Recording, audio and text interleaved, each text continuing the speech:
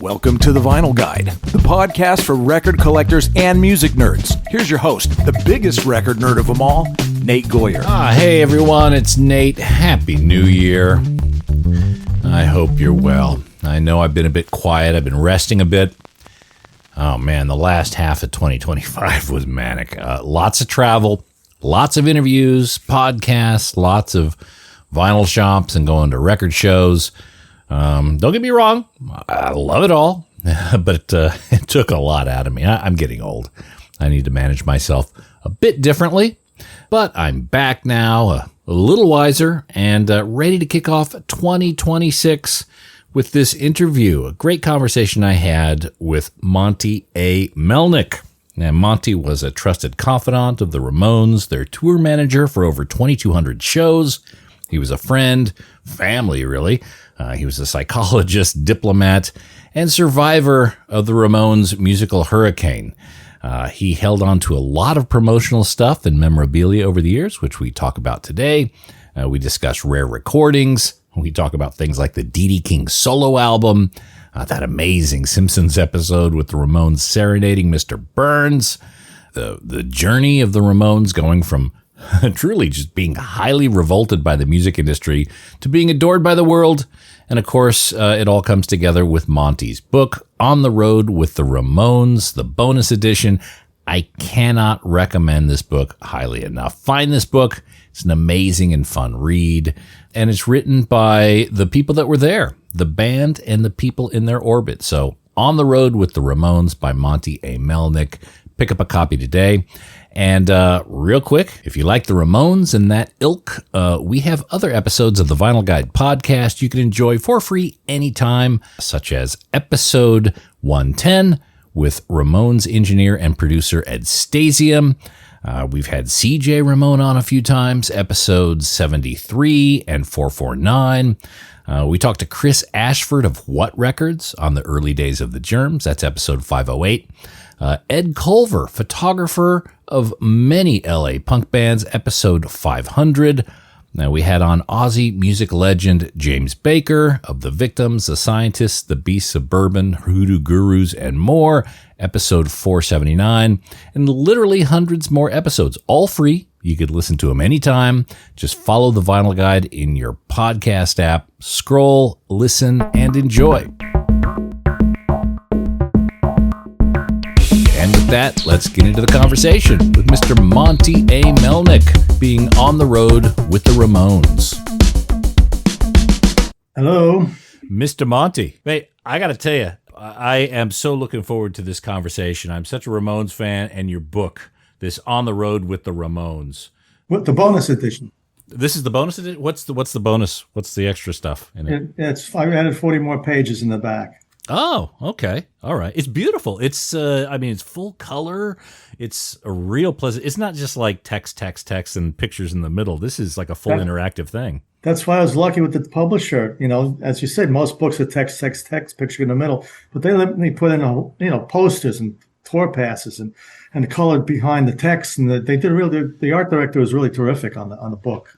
Yeah. I'm very happy. It's beautiful, and it is a great read. It's all meat, no bone, and well done on this. Thank you very much. For anyone looking to get into the Ramones, again, this is just a great way to kind of introduce yourself to a lot of stuff and see a lot of memorabilia and whatnot while you do it. I was looking over your podcast. I'm honored to be. I mean, you interview some unbelievable, great people there. I mean, the top of the line there. I'm happy to join your podcast. Well, feeling is absolutely mutual, man. And this book, again, proves you've got the scars over many years here. Now, the book covers pretty much each member of the Ramones, pretty much from birth till death. And you were there from the very beginning. Very much. Yeah. Now, with each member so different, I guess, what was your kind of approach? What do you think was your secret that made you so trusted to each member of the band?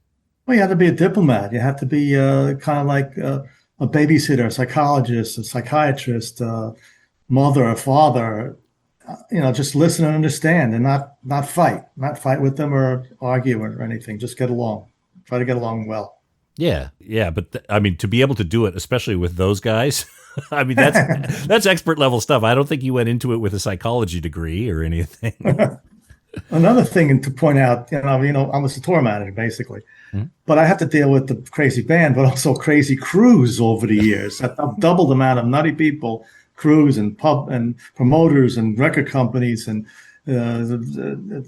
crazy people at venues and a lot of different people you have to deal with. Was there a lot of stuff that you couldn't put in this book? I mean, this book was only, I imagine you probably could have written several volumes of it, but what are some things that you wanted to put in this book, but just weren't able to?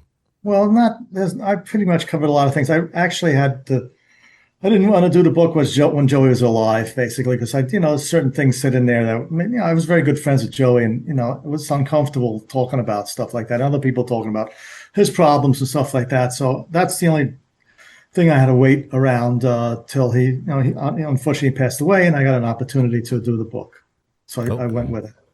Okay. Were you doing this all along the way? Because you use interviews from way back in the day. I imagine these were quotes that you kind of grabbed and held. Yeah, I got to give credit to my good Frank Meyer. When I was first approached to do the book, I said, I'm not a writer. They said, okay, we'll get you a ghostwriter, And I came up with a few people, and Frank came along, and he was terrific. A musician and a huge Ramones fan, and he's still out there playing with Fear and Street Walking Cheetahs and Dick Manitoba and producing, and he's a really great guy. So I gave him a co-author of the book, because otherwise it would have just been me and with a ghostwriter. But Frank did such a great job. No, we put together we did a lot of interviews, and we put together a lot of old stuff too. Yeah, because it's not just a single narrative. There's a book, I think, on the history of Saturday Night Live. I think it's Live from New York. And it's kind of written in a similar way to where you use quotes from each individual person. It'll say like Chevy Chase and a short paragraph from them and, them telling the story. And that's kind of what you have here. Yeah. It's an oral history, they call it, basically. Right. Oral history type of book. It's my stuff in there. And then we talked to a lot of people and got interviews with a lot of people, and use a lot of old interviews too, and put it all together. In terms of, and we'll get back to the book here, because again, I think it's fascinating, and just the whole way that you went about it, I think makes it a really good read. Some of the things that kind of popped out along the way. Today we see the reviews, especially those first three Ramones albums, 9 out of 10 or 10 out of 10. But I kind of take it that that's not always the way it was. Is that fair? I mean, the reviews now compared to the reviews. Yeah. You see some of the reviews that came out when the first couple of albums came out. What is this crap? Horrible. Can't listen to this anymore. I was listening to the interview you did with Ed Station when Vince Scelsa breaks a record. He first heard broke the record. Yeah. But then later on, he became a big fan. That's the problem with the Ramones. When they first came out, nobody understood what they were doing, and they just, discounted the whole thing. Just forget about it.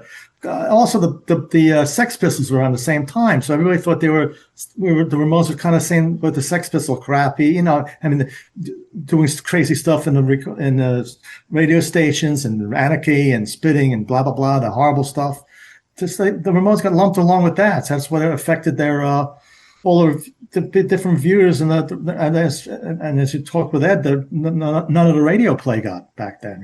The radio stations wouldn't touch them because they felt that like the Sex Pistols, they'd come into the station and destroy the station or something. Punk rockers, right, too dangerous.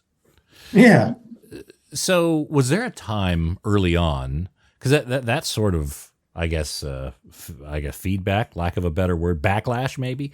Was there a point where the Ramones kind of maybe have thought about calling it quits?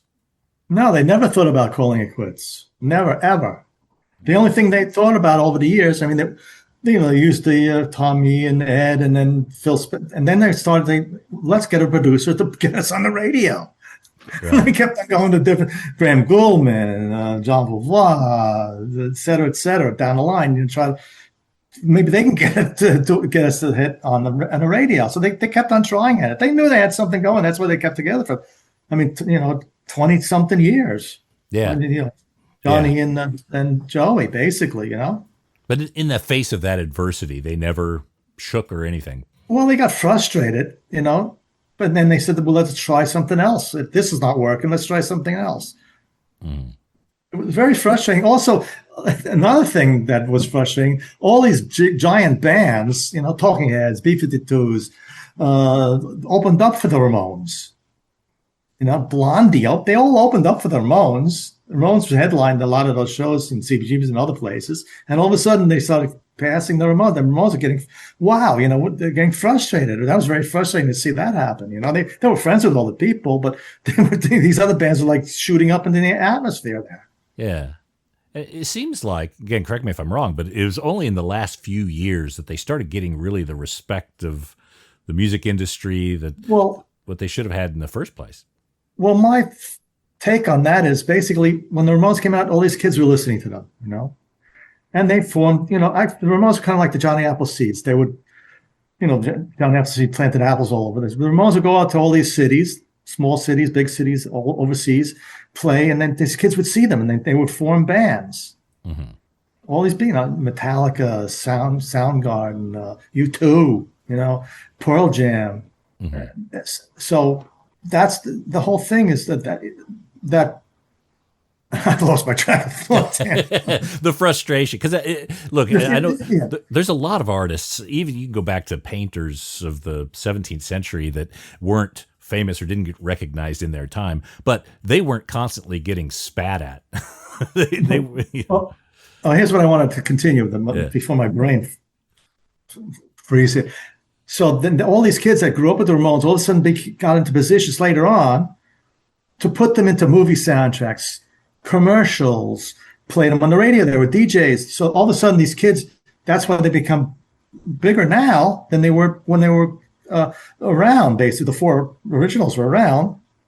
Now they're getting all this play and stuff because these kids were listening to them and they became big. They grew up and got into positions where they started putting them into stuff, which they couldn't get when they were back there. They couldn't get the commercials. They couldn't get on the radio. They couldn't get the movie soundtracks, et cetera, et cetera, et cetera. But now they are, and that's why they're huge now. They're huge. Yeah, that's interesting because I guess thinking about it, in the late 70s, the music industry was really controlled by the companies, the corporations that really didn't understand. The kids were getting it. And then you take it, fast forward to the late 90s, you got, like you say, Pearl Jam and these different bands who were fans. The industry was much more influenced by the artists at that point, which were able to then recognize Ramones. Is that kind of a fair? Yes. Yeah. That's it.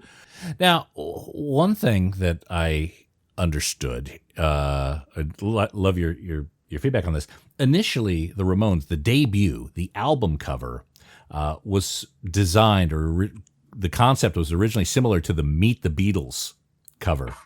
Actually, that cover, the first cover done by Roberta Bailey, terrific photographer, by the way, was done for Punk magazine. They shot the cover. They shot a lot of stuff for Punk magazine. And Ramones saw it and they said, "We liked it. We're taking it. We're going to use it." So it wasn't really a cover shot. It was for Punk magazine, and then they loved the shot and they used it for the cover. Oh, okay. I heard a story where Danny Fields had some pictures of them taken in a very similar kind of approach to the Meet the Beatles cover. Do you remember that? Do you know if the pictures exist? Well, that album he shot, what's the second? Leave Home, Road to Ruin. Road to Ruin, is it? That's the back. That's shot by Danny Fields. Right. And back of CBGB. It's kind of almost. Well, the Road to Ruin's the cartoon. No. Yeah. No, it's Rocket to Russia. Rocket to Russia. Look at that. They're sending against the back. That's actually the back of CBGB's. Yeah. That Danny Fields took a picture, and they're kind of a little bit like the first cover, the four Ramones lined up black and white. Right. Done by Danny Fields. So. Okay. Because I just understood that there was a photo session that made it look like it was kind of a Meet the Beatles type. I've heard that before, but I wasn't involved in that particular talk, but I've heard that before. And the Rocket to Russia cover, it seems to be a very similar, almost a callback to the debut. That's what I said, that Danny Fields shot that actually in the back of CBGB's. There's a little brick wall there too and stuff like that. And he wanted to capture that first feeling of the first photo.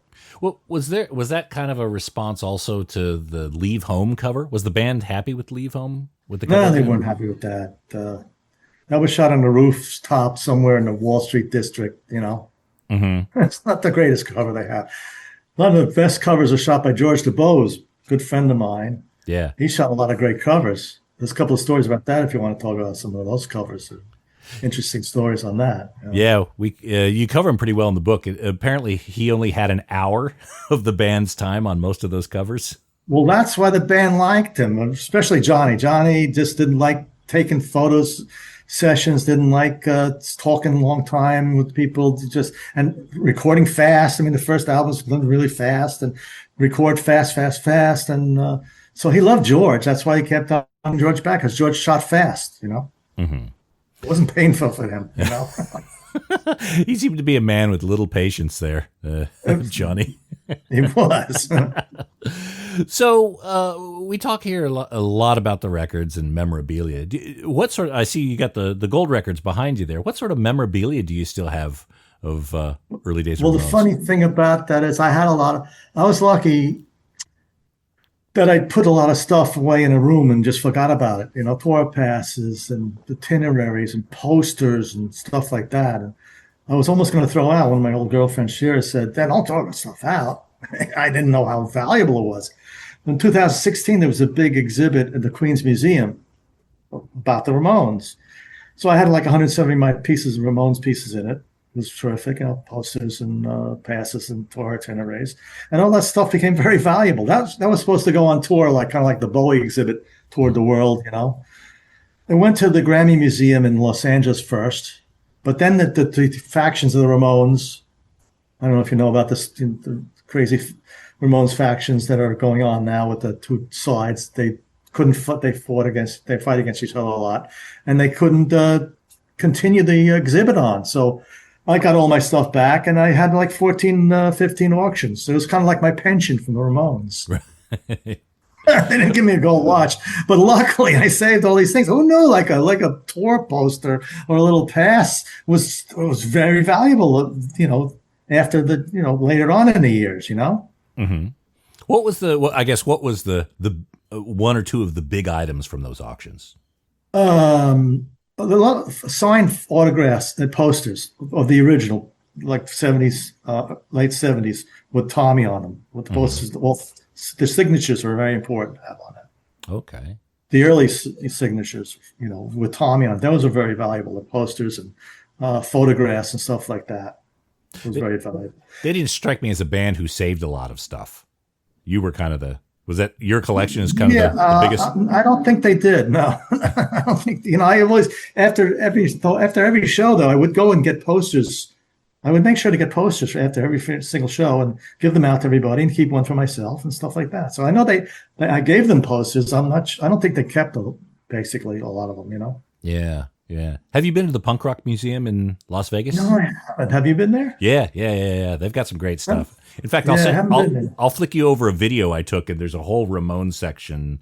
Fat Mike and I talked about. There's also the Ramones Museum in Berlin. Well, yeah, that's the funny thing about it is you'd think anywhere in the world, there'd be New York, there'd be a Ramones Museum, but this guy Flo, huge Ramones fan with a big collection, opened up a museum in Berlin many years ago, and he reopened it now, and it's really amazing to see all that stuff. I was over there when my book came out in German. Did a little event way back then with Arturo and Danny Fields when my book came out a long time ago, and he does a great job in the museum there.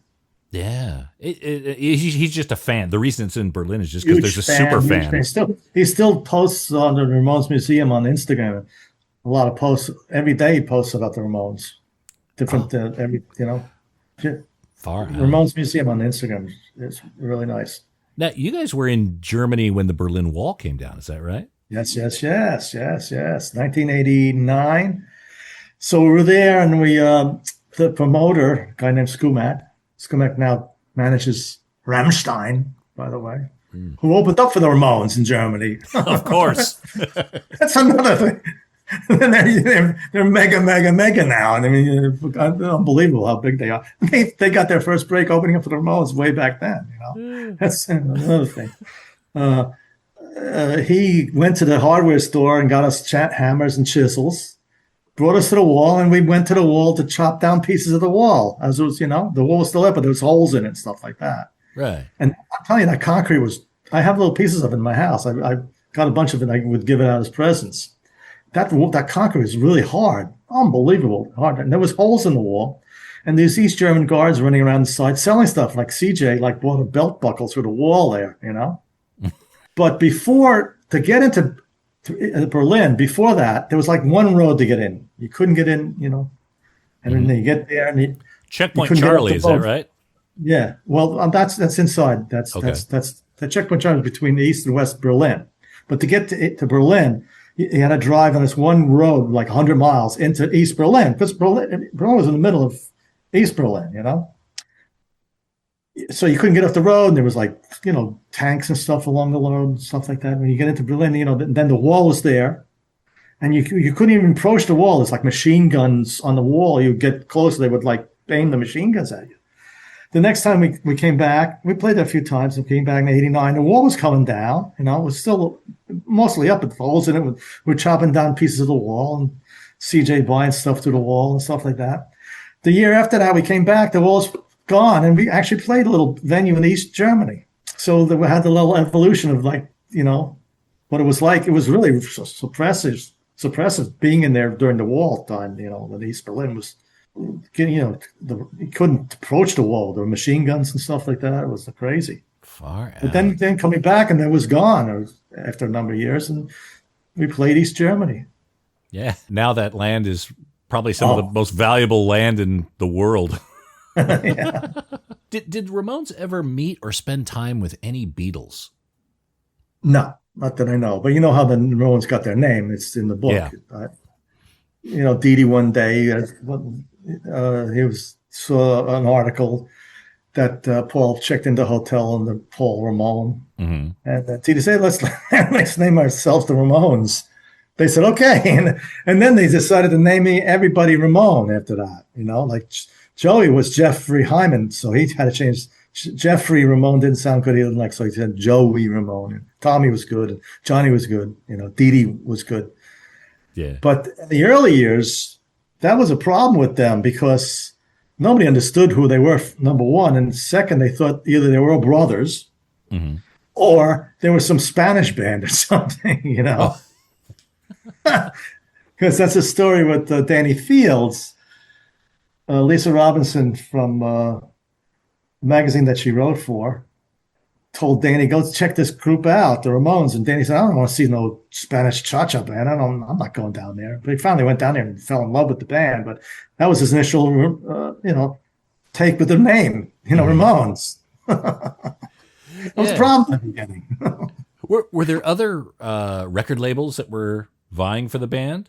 Not that I know of. I mean, I'm not 100% sure. Well, the thing about that is the first managers of the band was Danny Fields and Linda Stein. Mm-hmm. Stein's wife. So he's, right away, I'm not sure if any other record companies approached him, but Seymour was right there from the beginning because of Linda, Yeah. Was that record contract unfair, unduly weighted? Because it seems like a conflict of interest to have the label head, his wife, managing the band. From what I can gather, I wasn't involved in the technical aspects of the contracts. They never said anything to me about that, but I doubt it. Okay. Because later on, Gary Kerfurst, he took over the managing the band. Later on, after he started his own Radioactive Records, and they signed to his label. So that was then at that time people thought that was going to be a problem, but he put out the last couple albums on Radioactive Records, and he was the manager of the band. Mm-hmm. So I guess you could get away with that, I also understand that there was a potential deal with Epitaph around that time.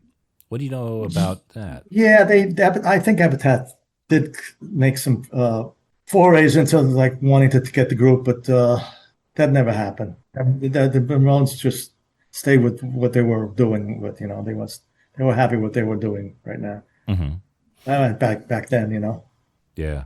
In the early days, what was the Ramones merch like? Did they have any merch in the first few years? Well, here's the story on the great Arturo Vega. I mean, he was there from the beginning, like myself, to the end, and he unfortunately passed away. I'm probably the only one left that was there from the beginning of the Ramones to the end of the Ramones, basically, early on the Ramones. Early on, we had a skeleton. Not very many people we could take on the road. So Arturo said, "Look," and he's a huge fan. He wanted to come along anyhow. So he said, "Look, I'll print up some T-shirts." He had a nice loft, and he was able to silk screen and hang them up on his pipes in his loft there. So he printed up a bunch of T-shirts, came on the road, and that paid his way early on.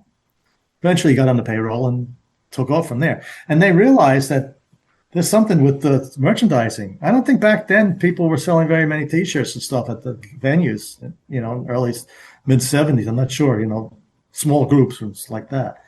So so he started printing up the shirts and designing the shirts and selling the shirts. And that was a big part of, because they weren't making a lot of money selling records and stuff like that. Basically, they were touring, making money touring, and selling merchandise. And the big seller was T-shirts on the road for them. I wish I got a piece of that. So the badge, the eagle, the logo, was that Arturo created? Yes, Arturo. Here's another story. So early on, we're in Washington D.C. and originally, he had shirts. I think I point out in my book that had the Ramones and a weird eagle, because he grew up. He's a Mexican, and on the Mexican flag is an eagle. And if you look at the back of the first Ramones album, there's a belt buckle with a hand. That's Arturo's hand and belt buckle with an eagle on it. So he loved eagles, So the original first shirt had the Ramones with that crazy looking eagle on it. But one day we were in Washington, D.C., and he saw the presidential seal of the United States and looked at it and said, wow, there's something going on here. And he developed that whole thing. He put an olive branch, instead of the olive branch, he put an apple branch.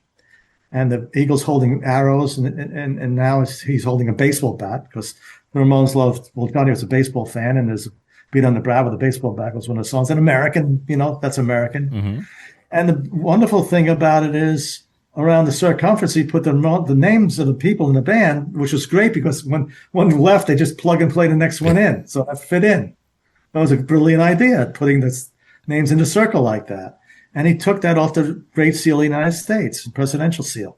Brilliant idea. Brilliant idea.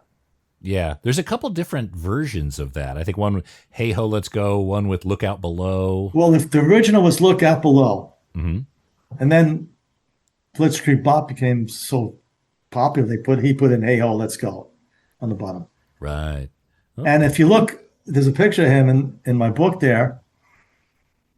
On his back, he's got the whole tattoo, the whole logo, full-size back of the lead tattooed on his back. That's Arturo's back.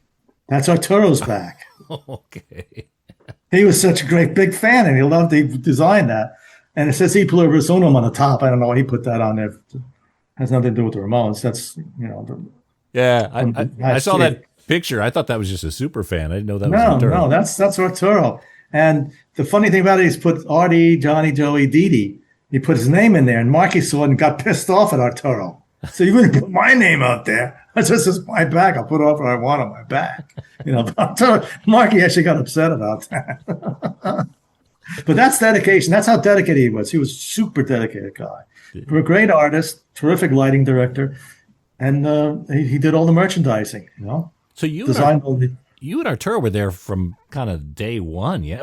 Did you saw pretty much every show the Ramones did? I missed a few in the beginning, in the early years.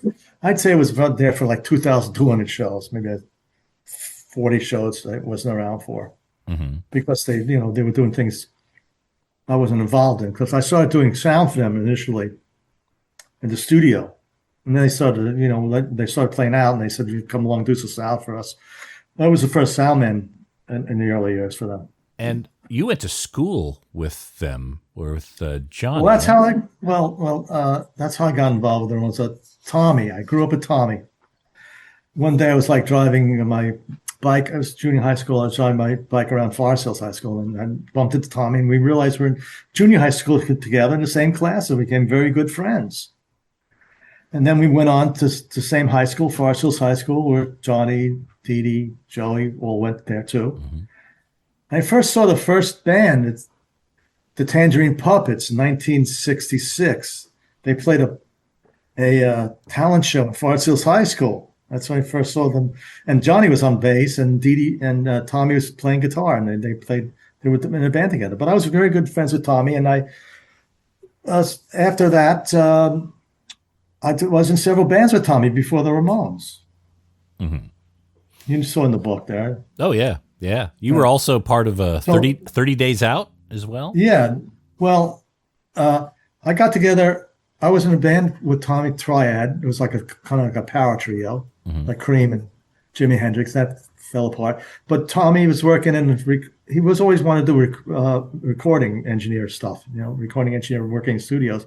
He was working with a good friend, Jack Malkin, who had a recording studio. He was working with him, and then he was putting together a band. And he initially was looking for a bass player because I was playing bass at the time, and he almost had Tommy in the band, but they didn't want there was too many guitar players. So I joined the band. 1971, 72, we put 2 albums on Warner Reprise. Mm-hmm. And we toured a little bit. It was a country rock band. The funny thing about that, I went from like a power trio tape to country rock band. And that was around for a couple of years. We opened up with the Beach Boys, Quicksilver Messenger Service, and Tom Rush, and a couple other people. And then when that broke up, I got back together with Tommy, and we formed another group called Butch, was like a glam rock band. Like glam rock was phasing out at the time. And in that band, I was with Jeff Salen, who was in Tough Darts. He played guitar for Tough Darts, but John Montgomery was a singer. Mm-hmm. But we had a band together. It was like glam rock was phasing in, phasing out at the time. And then I got involved with Tommy in the rehearsal studio. One day, my cousin was installing locks on an empty loft in the city, and the woman was there and said, "Do you know anybody interested helping me build a rehearsal recording studio?" Blondie rehearsed there, the Dolls rehearsed there and stuff. Mm-hmm. 1974, March 30th, 1974 was the first time that 3-piece group played in March. And then, and Dee Dee was having trouble singing and playing bass, and Tommy was there. He just wanted to produce the band. He didn't want to be in the band. Mm-hmm. You know the story, it goes behind. And he heard Joey had a good voice. He pulled him out the drums, and they started looking for drummers. But Tommy was a guitar player, but he was a great musician, So he would sit down on the drums to try to show these drummers. At that time, the Ramones were so raw, it was unbelievable. I don't know if you saw any of the early videos of them and CBGBs. They were just like, they were very raw and stuff. Mm-hmm. And so none of the drummers could understand what they were doing. Tom would try to sit down and play along with them. This is what I want you to do. But none of them could understand. So he joined the group. And in August that year, that was the first time they played CBGBs as a 4-piece. Over 50 years ago. Did they ever play Mercer Arts Center before it collapsed? No, but here's the funny thing about it is Tommy and I in the band Butch played Mercer Arts Center the day before it fell down. Okay. We played there under Butch, and Johnny saw us there, and he would always give Tommy a hard time. He said, "Well, Monty was only a good part of that band, Tommy, He was giving a little zets to Tommy, But that was a big venue back then. They never played it because the place fell down a long time before they got together. Oh, okay. So you guys probably contributed. Your sound waves probably weakened the structure. Yeah, I think we did. So Ramones largely played CBGBs the first years. Yeah, they did. Between CBGBs and Performance Studios. They played CBs about over 70 times over the early years there, and Performance Studios quite a bit. And they're little by little, they started getting little jobs outside the city, in Boston and Connecticut stuff, and little by little. So in the same way that Tommy needed to take over the drums because there was that vision of what the sound should be like, they needed someone like yourself to give them a consistent mix in the early years. In the early years, the funny thing about Well, the Ramones were very into sound and stuff. People think, yeah, they would just play three chords and bang it out and it's a bunch of noise. No, those early years, most of the clubs had really crappy sound systems, really junky, crappy sound systems. So one of the first monies they made, they actually bought a sound system, PA, whole PA, and I was involved with that, schlepping in, schlepping out, and working the first couple of years doing the sound, and then it decided to move up and get a professional sound guy and professional monitor guy, and then I moved up into working with the road crew into road manager, then tour manager eventually later on. So I kind of phased out of that because they got really professional. I worked my way up as they were working on the instruments. I was working my way on a soundboard too. But I understood them in the beginning. They weren't the hardest band to mix, I'll tell you that. It's very simple stuff. But I was actually on the soundboard of '77, that live album, The Rainbow. Okay. New Year's Eve. Okay. I was on the soundboard for that. Did you have much to do with the studio work at all? Were you in the studio with them much? Well, the only thing, I made sure the crew was there, the equipment was there, and I hung out as much as I could. I wasn't involved in, in this control room. Went in and out. But yeah. I was hanging around mostly, getting the equipment there and the crew there and stuff like that, and the band there, stuff like that. Phil Spector never waved a gun at you or anything. No, they did threaten me. They wanted to leave one time, and he said, "No, you're not going to leave here." And I was driving him around in the van. He comes in, "Monty, give me the keys to the van. Give me the keys to the van." He's like really aggressive towards me. He didn't pull out a gun or anything. He had guns on him. He took a gun and put it on the console a couple of times. He never pulled the gun out, but he was very aggressive. We got out of there. And another thing, we went to visit him in his house a couple of times, and to get in and out of his house, he not only had to be let in with a key, but let out with a key. So he kept us up there quite a long time, more time than we wanted to spend, up there listening to his sounds, a couple of songs, and he played like some horror movie over and over again. And he was pretty wild to work with, let me tell you. I'm sure you got those stories from Ed there. It was pretty wild. Yeah. Well, there was that one story of Ramones being held hostage almost for 6 or 8 hours or something like that. There are various views on that. I think Markey came out and said that didn't happen. So, but your recollections, it did. We were held up at his house, and then that famous couple times in the house. We went back, but one time we went there, like Herman Munster was a friend of Phil. He was hanging out with us. Fred Gwynn? Yeah. No, I'm sorry. The Grandpa Munster. Oh, yeah. Al Lewis. Al Lewis. Yeah. He was up there as a friend. It was pretty wild walking into the house there with him there. But in his studio, he tried to keep us there. As I said, there was one time we just wanted to leave, and he wouldn't let. He said, "Give me the keys and stuff." But we got out of there. And that, I think the one time we're talking about is that when at Rock and Roll High School, the chord that he kept Johnny and Ed there. It was like a couple hours. Johnny said it was like 10 hours, but it was actually like 2 hours. But that was a long time, It was like painful, painful. The same chord over and over for over and over 8 hours. Over.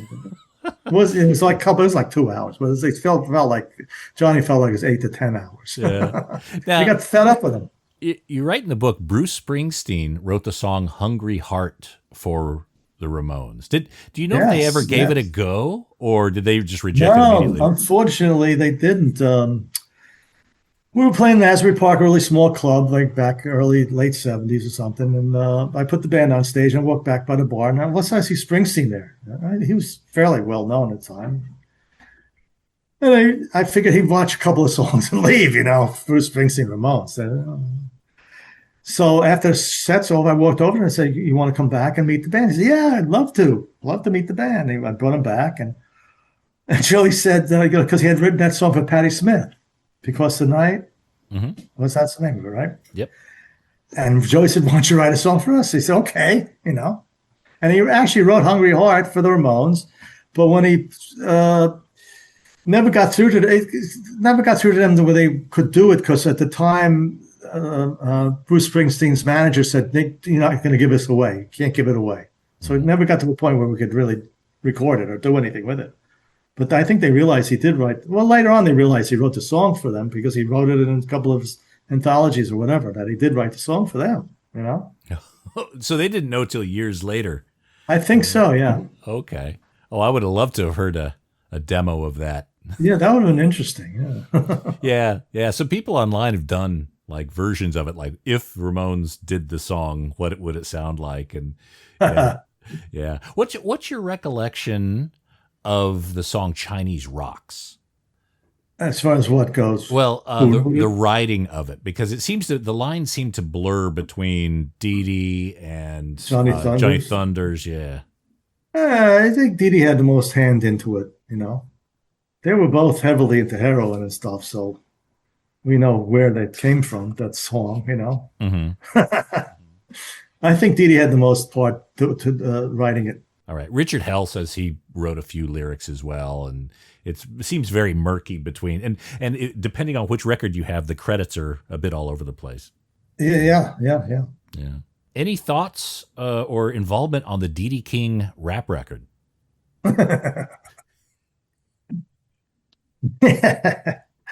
Well, at the time, Dee Dee was kind of phasing out. He was not happy with what he was doing. He wanted to branch out. He's really into rap music, you know. So the Ramones at the time said, you know, okay, Dee Dee, you want to do it? Go ahead, do your stuff, and you know, it's a side project, and you know, still stay in the Ramones. And so he went off and did that. They really wanted to take it to a different level, which it never got to. A funny story where we were going to Washington, D.C., flying down for a gig, Ramones gig, and he shows up at the airport in like a jumpsuit and gold chains. And Johnny said, what the hell are you doing? You're in the Ramones. You're not in a rap group. You know? So he got on Dee Dee's case there. But, you know, we thought that he would just, you know, take that and be happy with that and still stay in the Ramones. But eventually just wanted to get, as he put it, out of the Ramones army, you know. Because those later shows, he was really into it, you know. You could tell by the live shows, he was like, he wasn't there, you know, unfortunately. Right. The good part about it is that he kept on writing for them later. So they got good CJ, which is like a young Ramones, and they had to kind of suck in their stomachs to keep up with him, which was great for the band. Because, you know, enlivened them. He was terrific. It's like a young Dee Dee. And then Dee Dee was still writing for them. So they had both good both worlds there. It was really nice, you know? Yeah. That's, CJ did breathe that new life into him. And he played a lot faster, if I understand that right, as well. I think over the years, they got faster and faster. Like Richie is really, really fast, you know? And, you know, when Mikey came in, it was, you know, wasn't as fast, but they started playing faster and faster. What did you think of Dee Dee's album? It's pretty hard to listen to. I'll be honest. It's interesting. Let's put it that way. It's an artifact. It's something. I'm glad it exists because, you know, it's just so unique. But it's not something that I would listen to for enjoyment. It's more of a curiosity. Yeah, it is. That's what I figured. Yeah. Yeah, and I was actually it was reissued a couple years ago for Record Store Day. There's been a lot of Ramones reissues, but I never expected that one to be reissued, quite frankly. Record Store Day is terrific. A good friend of mine, Rick Johnson, is involved with Record Store Day, yeah, which is terrific now because that. Are you involved with that? No, Record Store? not except to buying a lot of stuff. You should get in touch with Rick. And he was a big fan of the Ramones. He went to over like 100 shows with the Ramones and stuff like that. Yeah. Okay. He's helping me out now with a couple of ventures I'm doing. Okay. Are you involved in things like the box sets and stuff that comes out on Record Store Day? Well, yeah, you know, Ed calls me a couple of times and asks me about a few instances about things that he wrote in the liner notes and stuff like that. Just making sure his memory's correct, that kind of thing? Yeah, stuff like that. Do you know if there's a lot of other tracks or outtakes or anything that exists? It seems like there's a lot of those have been made available up till now. Yeah. They pretty mined a lot of that stuff, basically. I think most of it's out there. And Ed's tracked down a lot of it.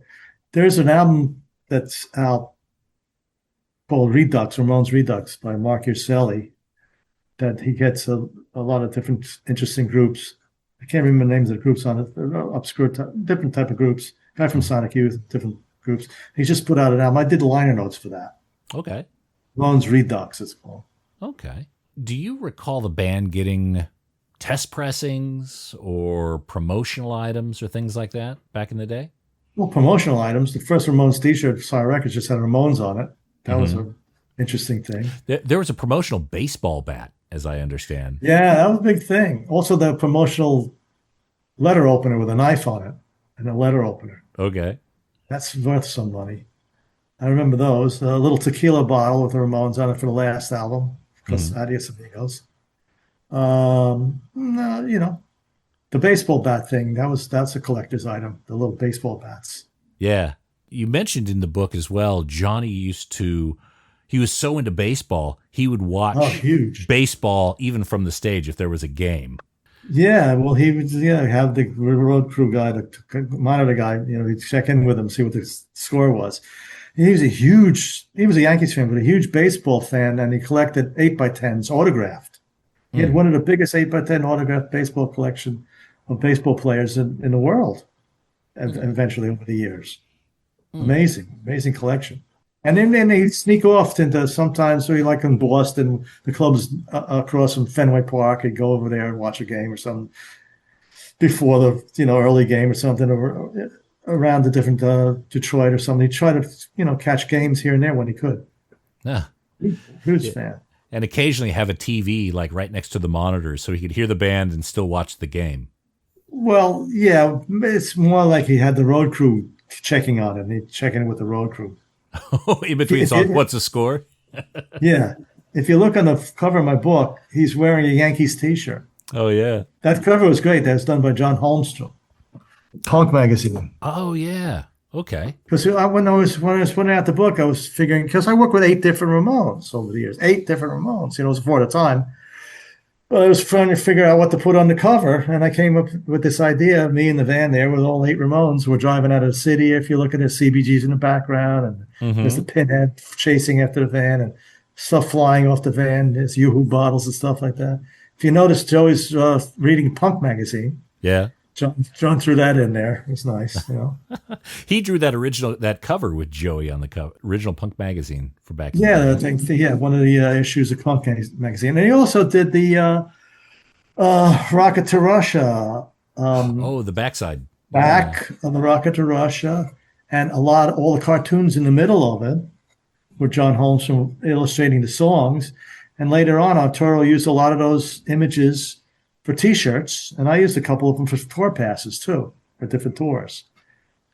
So if you look at the inside with all the different illustrations of the different songs, Sheena and all that stuff, and Holmstrom did all that. It was great. I'm happy to get him. Yeah. Speaking of illustrations, what are your recollections around Ramones being on The Simpsons? Well, that was a great honor. Yeah. They had to purposely record that track, yeah? Yeah. They went into a studio and did the thing. And I think they got jackets or something from the Simpsons and all that. And it's great being part of that history, Yeah. And I use that when people have birthdays. I send them that video. Happy birthday to you. Happy birthday to you. Kill the Rolling Stones. That's a good one, yeah. So they were into The Simpsons when they got the request. Okay. Yeah. Okay. It wasn't seen as a hassle. It was seen as an honor. No, they loved it. Oh, excellent. Now, you mentioned also in the book, I think it may have been you that mentioned, Johnny wanted to keep the Ramones consistent and sounding the same, but it seemed like other members wanted to grow, perhaps try different directions. In your opinion, what do you think that would have looked like if Johnny wasn't so, controlling? There was a few songs you could tell that but it was not Goldman put a bunch of stuff in there, and Spector put some violins on one of the Baby I Love You and stuff like that. Who knows? I think the Ramones staying in that kind of parameters was the best thing for them. But they in the different albums they kind of fluctuated with the little bits and pieces of stuff, Did the record label or labels ever try to shape them in a way that they felt unnatural? No. Seymour initially in the first thing, Blitzkrieg Bop, he didn't like the Nazi Shotzi's thing there. He tried to tell them not to do that. But they said, no, they're going to do it anyhow, And then the Carbona Not Glue thing, they were forced to take that off the album because they were afraid they're going to be. Record company said we got to take it off. They were afraid they're going to be sued, and they put Stina on. I think that's a collector's item if you have that. Yeah. With the carbone on it. Otherwise, they left them pretty much. They didn't bother with them with nitpicking on certain things, except a few things I pointed out there. Mm-hmm. Looking forward, what do you think is the Ramones' legacy? What do you think when 100 years from now people think of the Ramones? What do you think that memory will be? Well, I pointed out that I think their legacy was that when they were touring early years and they went over to all the different cities and countries, these kids could understand what they were doing. They didn't have to. You didn't have to be Eric Clapton on a guitar or Ginger Baker playing pit drums. You could put out a group with good, decent songs, and you could do it yourself. And that's why they became. I think that's their legacy. As I said, all these kids saw them as kids and became into bands. And the Lollapalooza tour, '96, when they finally got into Lollapalooza tour, which they couldn't get on years before that. Mm-hmm. It was Metallica, Soundgarden, Rancid, all these huge groups. And when they put the Ramones on stage, all these groups were all of a sudden on the side of the stage. I'm seeing that they're on the side of the stage, and they were huge Ramones fans. And they became very friendly with them. And they told the Ramones that because of them, we formed all these groups. And look at Bono wrote that song, "The Miracle of Joey Ramone." So I think that's the legacy of the Ramones, that what they put out touched a lot of young kids to inspire them to move on into the music business. And for you, what is your favorite memory? I guess the bittersweet moment that you go back to when you think about the good times. It's hard because 20 years is so many different things. I'm happy it was written into a song. You know which one? I don't know which one, but I know there was that lyric about Monty. Yeah. The end of the century all the way. So that's, people ask me, what's your favorite Ramones song? I said, I like a lot of Ramones songs, but that has to be my favorite. Monty's driving me crazy. It's like being in the Navy. That's one of my favorite things.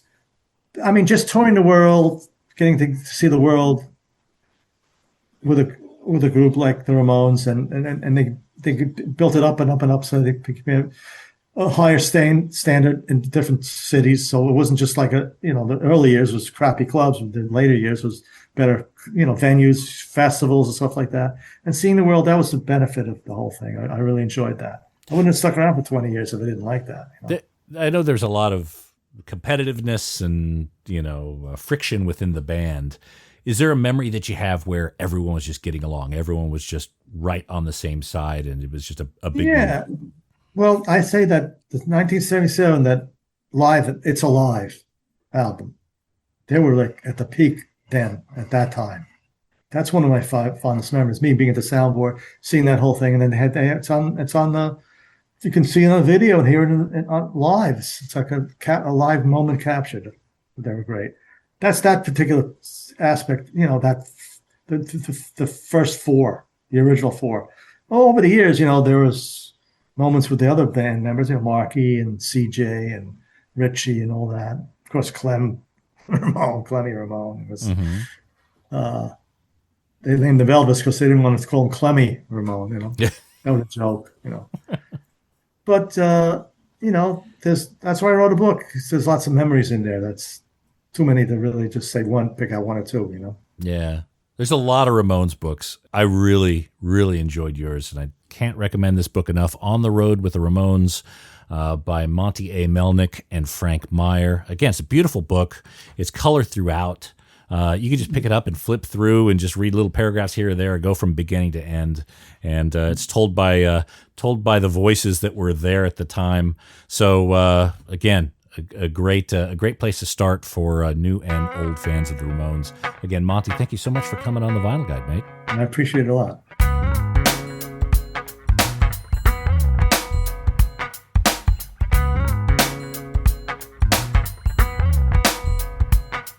All right, lovely gentleman, that Monte A. Melnick. Thanks for coming on the show, Monty.